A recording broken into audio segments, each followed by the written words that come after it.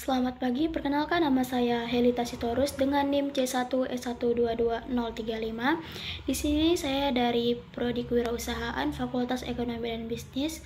Di sini saya akan mempresentasikan mata kuliah dari Manajemen Bisnis Waralaba, di mana dosen pengampunya yaitu Bapak Bambang Purnomo SEMM.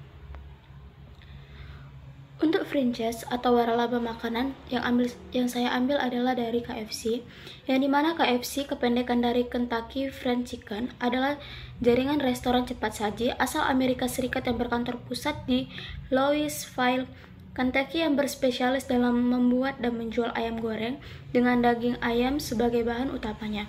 KFC merupakan jaringan restoran terbesar kedua di dunia, diukur berdasarkan penjualan setelah McD, dengan 24.104 lokasi secara global di 150 negara. Pada tahun 2019 bulan Desember, KFC didirikan oleh Kolonel Harlan Sanders pada tahun 1890 sampai 1980.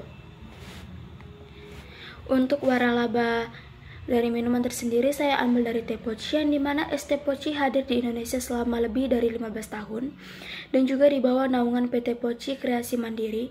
Es teh poci sendiri adalah teh yang berkualitas yang dihasilkan dari perkebunan sendiri dan diolah dengan pabrik berstandar Eropa milik PT Gunung Slamet dan didirikan oleh keluarga Sosro Jojo pada tahun 1953, dan es teh poci sendiri merupakan bagian dari Rexo Group yang juga menaungi teh botol Sosro. Terbukti telah bermitra dengan lebih dari 8.000 juragan es teh poci aktif di seluruh Indonesia sejak tahun 2007 dan penjualan lebih dari 30 juta lebih cup per bulannya.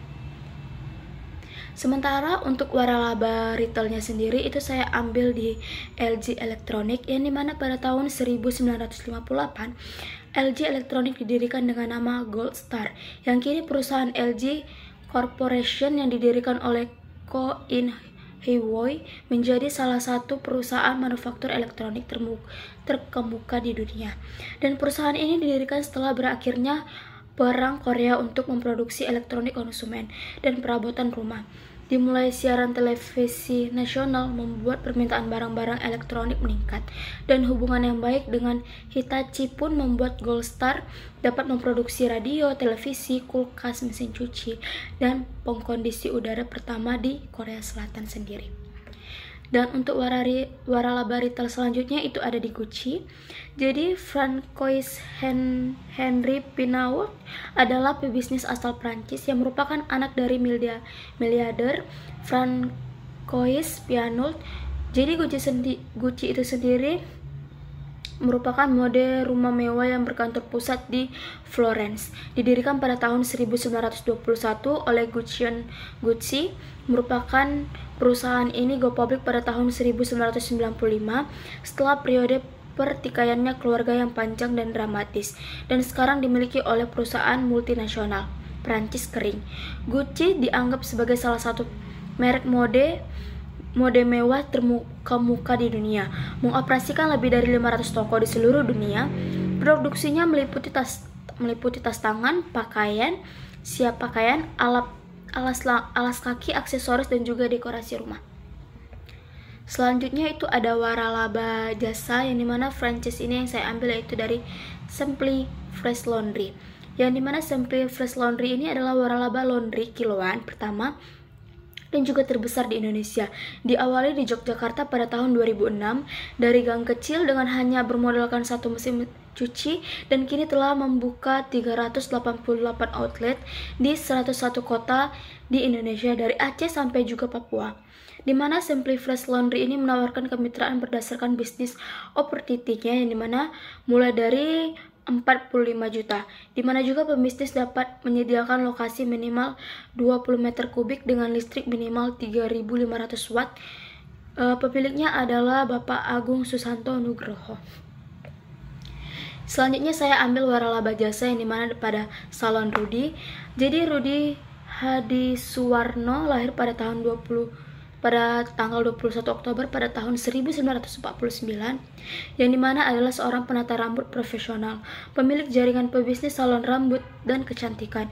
Selain itu juga merupakan pengajar sekaligus pengelola jaringan lembaga pendidikan tata rambut dan wajah yang tersebar di seluruh Indonesia. Ia juga memiliki merek produk kosmetik rambut serta penulis berbagai buku mengenai rambut. Rudy memulai pendidikan tata rambut di Jakarta dan kemudian melanjut di sekolah-sekolah tata rambut terkemuka di Tokyo, Paris, London, dan San Francisco. Rudy mengawali karir profesional di dunia tata rambut pada tahun 1968 dengan membuka salon pertamanya di Jakarta. Rudy juga memperluas jaringan bisnisnya melalui Rudy Hadiswarno Organization atau RHO yang mengelola lebih dari 100 outlet dengan sistem franchise yang terdiri dari salon dan sekolah rambut dan juga kecantikan. Selanjutnya saya mengambil waralaba pendidikan di Kumon. Jadi Kumon Educational Japan KO Ltd adalah organisasi kursus belajar yang didirikan oleh Toru Kumon pada tahun 1954 di Jepang. Dengan metode Kumon adalah metode belajar matematika dan juga pemahaman bacaan yang diterapkan di kelas-kelas secara efektif. Dan Kumon dikembangkan dengan sistem waralaba. Kumon berlokasi di 50 negara dan wilayah dengan lebih dari 4 juta siswa terdaftar di lebih dari 24,700 kelas Kumon. Kumon membantu mereka mengembangkan keterampilan berpikir kritis, kegigihan, dan pola pikir yang memungkinkan mereka mempelajari materi baru secara juga mandiri. Selanjutnya saya mengambil waralaba pendidikan di GO atau kepanjangannya Ganesha Operation. Jadi Ganesha Operation adalah lembaga pendidikan di Indonesia yang berfokus pada penyediaan layanan bimbingan belajar, yang dimana lembaga ini didirikan pada tahun 1984 oleh Profesor Dr. Insinyur Bob Foster, MM, di Bandung, Jawa Barat. Ganesha Operation adalah bimbingan belajar yang sukses mengantarkan 47.000 lebih siswa ke PTN dan PT Kedinasan. Dengan latar belakang pendirian lembaga ini adalah adanya mata rantai yang terputus dari link informasi sekolah lanjutan tingkat atas atau SLTA dengan dunia perguruan tinggi negeri atau PTN. Posisi inilah yang diisi oleh Ganesha Operation untuk berfungsi sebagai jembatan dunia SLTA terhadap dunia PTN mengenai informasi jurusan PTN atau prospek dan tingkat persaingannya. Pemberian materi pelajaran yang sesuai dengan ruangan lingkup, bahan uji seleksi penerimaan mahasiswa baru, dan pemberian metode-metode inovatif dan kreatif menyelesaikan soal-soal tes masuk PTN sehingga membantu para siswa lulusan SLTA untuk memenuhi keinginan mereka memasuki PTN yang mereka inginkan. Selanjutnya saya mengambil waralaba kesehatan di Kimia Farma, yang dimana Kimia Farma memiliki jumlah sebanyak 374 mitra binaan aktif dengan kategori UMKM berupa industri kesehatan and agrikultur serta industri kreatif. Jenis usaha yang melingkupi kategori industri kesehatan dan agrikultur adalah bahan baku herbal dan produk kesehatan, sedangkan jenis yang melingkupi kategori industri kreatif adalah food and beverage. Jadi fashion dan juga kria. Sebaran wilayah mitra binaan Kimia Farma ada di Bali, Banten, di Yogyakarta, DKI Jakarta, Jawa Barat, Jawa Tengah, Jawa Timur, Lampung, NTB, dan juga Sumatera Barat. Untuk biaya franchise Kimia Farma mulai dari 460 juta rupiah untuk pembukaan outlet apotik baru. Harga ini belum termasuk harga sewa gedung. Komposisi pemegang saham ini yaitu PT Kimia Farma dengan 59,99%, PT Akar Investasi Indonesia dengan 20%, dan di EasyJet Limited 20% juga, dan Yayasan Kesejahteraan Keluarga Kimia Farma dengan sejumlah 0,01%.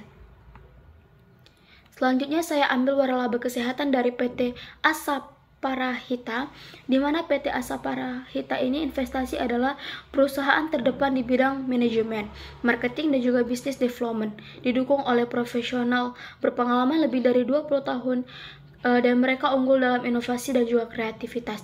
Berdiri pada tahun 2020, PT Asaparahita Investa merupakan kelanjutan dari pengembangan kantor konsultan milik API Group. Sebelumnya mereka memiliki banyak dan banyak menangani unit usaha mulai dari individu, swasta, BUMN, hingga proyek percontohan pemerintah. Jadi PT Asa Parhita Investa menawarkan waralaba atau franchise klinik gigi dan juga vaksin serta Batagor Bandung yang terjangkau.